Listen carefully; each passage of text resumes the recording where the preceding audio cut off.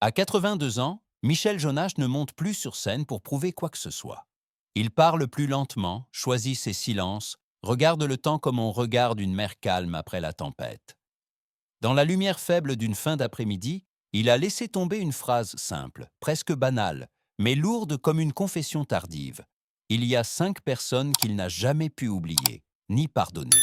L'homme que la France a longtemps connu pour sa voix chaleureuse, ses chansons pleines de tendresse et d'ironie douce, cache pourtant une autre partition. Derrière les projecteurs, derrière les refrains fredonnés en chœur, subsistent des blessures restées ouvertes. Le succès n'a jamais tout effacé. Il a seulement appris à masquer les fissures. À son âge, on ne règle plus de comptes. On se souvient. Et parfois, se souvenir fait plus mal que de parler. Car le pardon n'est pas toujours un geste noble. Il est souvent un combat intérieur que l'on perd en silence. Ce soir-là, Michel Jonasz n'a donné aucun nom. Il a seulement évoqué des visages, des regards, des absences. 5 présences gravées dans sa mémoire comme des notes dissonantes, impossibles à corriger. Mais qui sont-ils vraiment? Et pourquoi, après toute une vie, leur ombre continue-t-elle de le suivre? Bien avant les scènes, les micros et les applaudissements, il y avait un enfant silencieux, né en 1947 à Drancy, dans une France encore marquée par les cicatrices de l'après-guerre. Michel Jonasz a grandi dans un foyer où l'on parlait peu des émotions. Son père, d'origine hongroise, portait en lui le poids d'un exil jamais vraiment raconté. Sa mère, plus discrète encore, avançait dans la vie avec une pudeur presque douloureuse. Dans cet appartement modeste, la musique devenait un refuge. Le jeune Michel apprenait très tôt à écouter avant de parler, à observer avant de comprendre.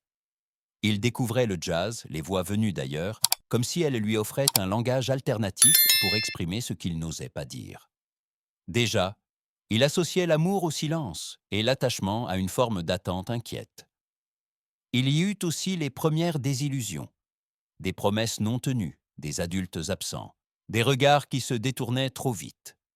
Rien de spectaculaire, mais des petites fissures répétées, celles qui forment un caractère sans qu'on s'en rende compte.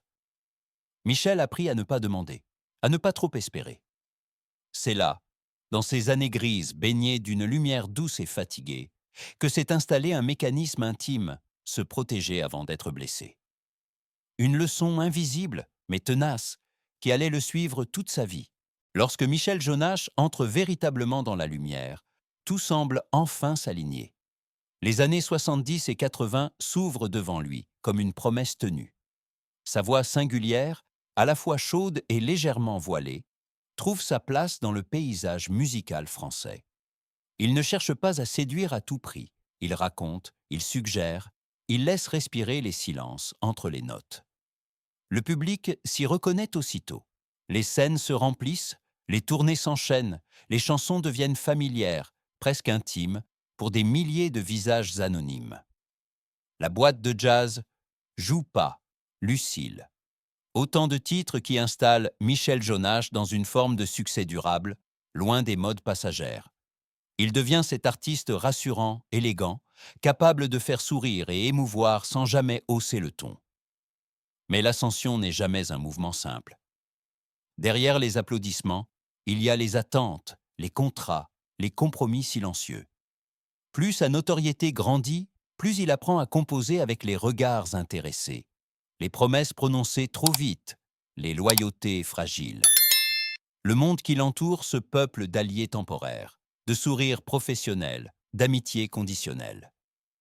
Michel Jonasz continue pourtant d'avancer. Il joue, il écrit, il se réinvente aussi comme acteur. Chaque réussite semble confirmer qu'il a eu raison de croire en la musique comme refuge et comme vérité. Mais quelque chose change en lui. À force d'être entouré, il se sent parfois plus seul. À force d'être applaudi, il doute de ce qui est sincère. Il sourit devant les caméras, remercie, plaisante.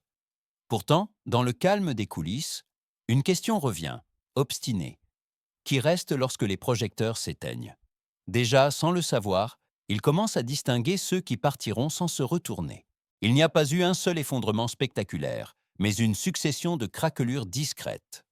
Des moments où Michel Jonasz a compris, sans drame apparent, que quelque chose venait de se briser. Une parole non tenue. Un soutien attendu qui ne vient pas. Un silence trop long au moment précis où l'on avait besoin d'une voix. Dans ce milieu où tout va vite, les fidélités sont fragiles. Certains se sont éloignés dès que le succès a cessé d'être rentable. D'autres sont restés, mais seulement en surface, présents tant que l'image servait leurs intérêts. Michel n'a pas crié. Il n'a pas claqué de porte. Il a simplement noté, intérieurement, ses absences soudaines, ses regards qui évitaient le sien. Ce fut aussi le temps des désillusions plus intimes, des relations où la confiance semblait acquise, puis retirée sans explication. Ce jour-là, il a cessé de croire aux promesses trop faciles. Il a compris que la reconnaissance publique ne protégeait de rien et que la solitude pouvait s'installer même au cœur de la réussite. Alors il s'est replié, non par orgueil mais par nécessité. Il a appris à garder ses blessures pour lui, à transformer la déception en musique, le manque en pudeur. Chaque rupture laissait une trace, fine mais durable, gravée dans un coin de sa mémoire. Depuis, certains noms ne sont plus prononcés. Ils restent enfermés dans le silence, attendant d'être regardés en face. 5 visages, 5 histoires, que le temps n'a jamais vraiment effacées. 5 noms, 5 blessures, 5 présences invisibles qui ont accompagné Michel Jonasz tout au long de sa vie, comme des notes dissonantes impossibles à corriger. Il ne les a jamais affichées. Il les a portées en silence. La première personne appartient au territoire fragile de l'amour. Une relation née dans l'enthousiasme, nourrie de projets et de promesses murmurées, tard le soir. Elle connaissait ses doutes, ses peurs, ses fragilités. Puis, sans éclat, la loyauté s'est fissurée. Un choix fait ailleurs, sans explication claire. Ce jour-là, Michel a compris que l'intimité ne protégeait pas de la trahison. Il n'a pas oublié le sentiment d'avoir été remplacé, comme une mélodie devenue inutile. La deuxième personne vient du monde professionnel, un compagnon de route, un allié de création, quelqu'un avec qui il croyait partager la même vision. Les mots étaient justes, les sourires rassurants, jusqu'au moment où les intérêts ont changé.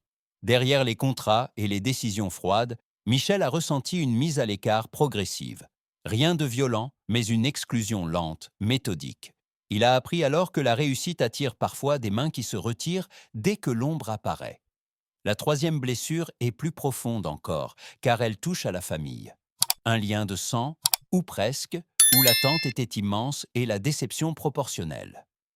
Il ne s'agissait pas d'une haine, mais d'une absence, d'un manque de soutien à un moment crucial. Un silence qui a pesé plus lourd que n'importe quelle parole dure. Michel a longtemps tenté de comprendre, de justifier.